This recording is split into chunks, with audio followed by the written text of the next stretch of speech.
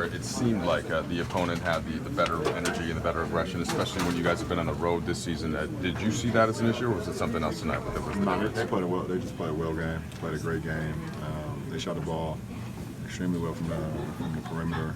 Ja made 4 threes. Dylan was really good all game, and Valanciunas, I think he got like 50 rebounds in the last 2 games. So they just played a really good game and kept us at bay. You guys did make that push in the fourth, got it down to about 9 points. What did you see switch from there as Memphis was able to get control? No, we missed 2 free throws. They came down and got a bucket. We went down and turned the ball over, and they got another one. So, when you're trying to come back from 20, every possession, you have to either score, get to the free throw line, make shots, and then you have to get continuous stops. So we weren't able to do that.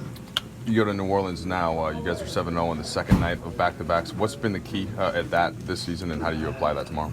It's just about tomorrow. What we've done in the past doesn't matter. We want to just be better tomorrow. We look forward to the opportunity and just go from there. I'm not sure how often you do jersey exchange, but obviously last time you played against Ja, you had some words of encouragement after the game. Tonight, there's the jersey exchange. Oh, I didn't even know I was getting his jersey, actually. Okay. I gave him mine for sure, but I didn't know he was returning a favor. But it's pretty cool. The kid is super special.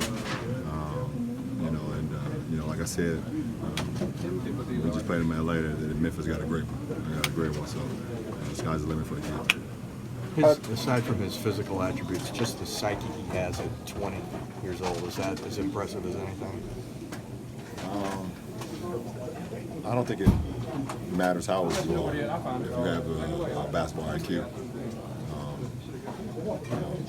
I think he's played like that probably his whole life because it's just the game is mental, and then the physical abilities came after that. Same with me. I mean, when I was 8, 9 years old, before the physical talents took over, it was about thinking the game and the mental side. So it doesn't matter how old you are because you can't really, either you have it or not when it comes to basketball IQ. You can't. That's something that you can't teach that or learn that. You're either born with it or you're not. You came into the league obviously at 18, so you know what it's like doing that. But does it strike you just thinking how close an age like your son is to Ja at this stage? You ever think about something like that? No, I don't think about it because this summer I had Darius Garland and Darius Baisley and all those guys over my house, throughout the summertime. And when they would come over to the house, they'd be outside actually playing basketball with Bryce and Bronny. And playing video games with them. And at first I was like, and then I had to realize that those guys 17, 18 years old and my son 15 and 13. So yeah, it made all the sense in the world. And my wife was, I'm not gonna say which one said it, but one of them said, when they was leaving, they said, "Thank you, Auntie Savannah." She didn't particularly like that, but it was a respect factor. She didn't like that because my wife, she's been 21 for the last 20 years. But it's a respect factor, and we both sat back and kind of laughed at it after the fact, like, "Oh wow, they're around the same. They understand it with my sons than they actually with us." So it's pretty cool. A quirk of the schedule has you guys playing Memphis and New Orleans on back-to-back.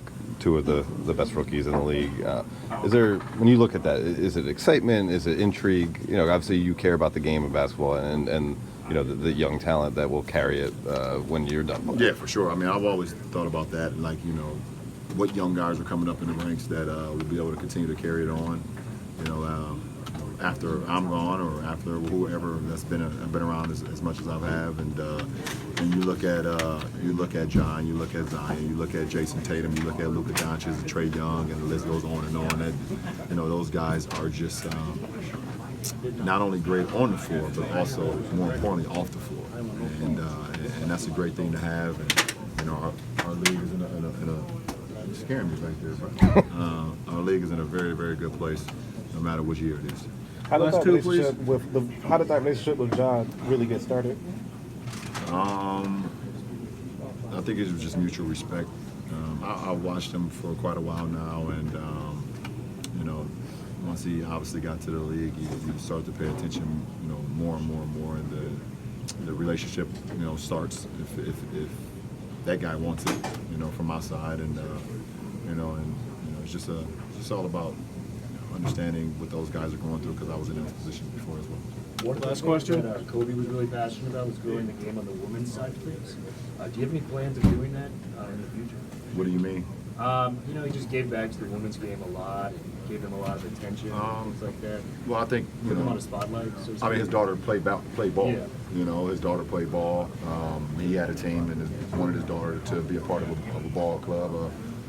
My daughter, she gets her hair done. She likes making flower pots. She likes makeup. If you watch her YouTube channel, all things dirty, plug. My wife says she's not allowed to play ball, but I use my social media to continue to big up the ladies' game. If you follow me, I'm always talking about it. I've been to a few games.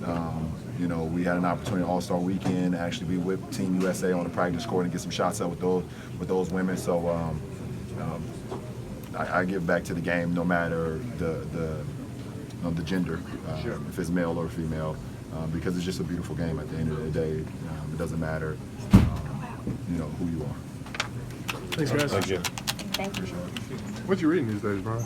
No, I ain't on nothing right now. I'm waiting to the playoffs. Gotcha. Yeah.